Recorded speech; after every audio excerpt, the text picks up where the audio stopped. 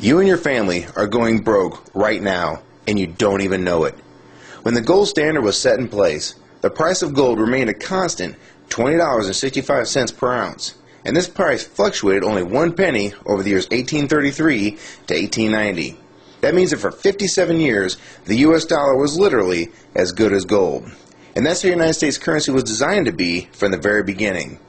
The Constitution states that our currency was meant to be only gold and silver, to prevent exactly what's happening to the U.S. dollar right now. From the years 1891 to 1930, the price of gold per ounce was still very stable. The low was $20.58 per ounce, and the high was $21.32. And this means that between the years of 1833 to 1930, for a total of 97 years, the price of gold changed in U.S. dollars only 74 cents from top to bottom. Interestingly enough, the price of gold hit an all-time low during the Depression year of 1931. And many people believe this is done on purpose by the newly formed Federal Reserve to really twist the knife in the economy of the day, by reducing the total amount of money in circulation and thus making even the smallest amount of money very tough to come by. There is a common mistake by some people to think that the Great Depression is why the Federal Reserve was created. The truth is the Federal Reserve was in fact created in 1913, and this is well before the Great Depression. Since the Fed's creation, we've been slowly going off the gold standard, until finally, on August 15, 1971, President Nixon, one of the worst presidents in our country's short history, announced the United States would no longer redeem U.S. currency for gold. And this was the final step in abandoning the gold standard. What is important is to visually see the devaluation of the U.S. dollar since we were taken off the gold standard. Keep in mind the price of gold really doesn't go up or move, it has historical value. It is extremely consistent. So instead of seeing this as the price of gold going up, you need to see this as the value of the dollar dropping like a rock.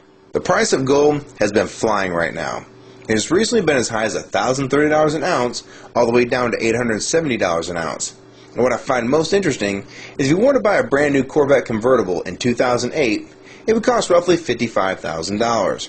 So in gold, that'd be roughly 60 ounces of gold at the spot price of $930 per ounce.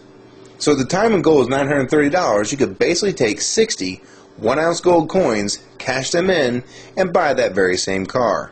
Inversely, if you remove inflation and the devaluation of the dollar, as if the U.S. currency was still attached to the gold standard, as it was originally intended when this country was founded, that same car being bought with the same 60 ounces of gold would have a gold standard value of only $1,200, or the same 60 $20 1-ounce double eagles.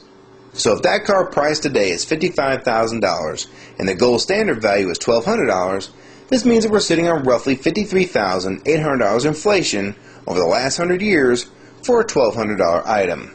This brings the original dollar value to roughly 2 cents of today's money. I'm sure this is pretty tough to imagine, and some people can't handle this concept and will try and blow it off as incorrect. The fact is, this is what's really going on with our currency. Don't believe me? Try this one.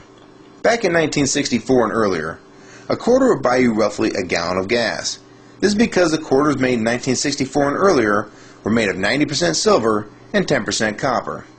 So the spot price of silver being $17.20 an ounce, this makes that quarter's actual value $3.11. So you can see that same 1964 quarter will still buy you roughly a gallon of gas today. And in case you're wondering, it takes about 5.5 silver quarters to make up a full ounce of silver.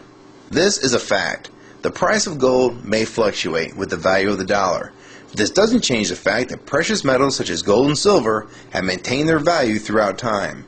And the only thing that changes is the value of the currencies that are not tied to gold and silver. This is what the Founding Fathers warned us about and tried to prevent from happening with the Constitution. What people need to understand is that the excess printing of the United States currency is just another tax on the American people. It takes the value of the dollars that they have and makes them worth less in the long run.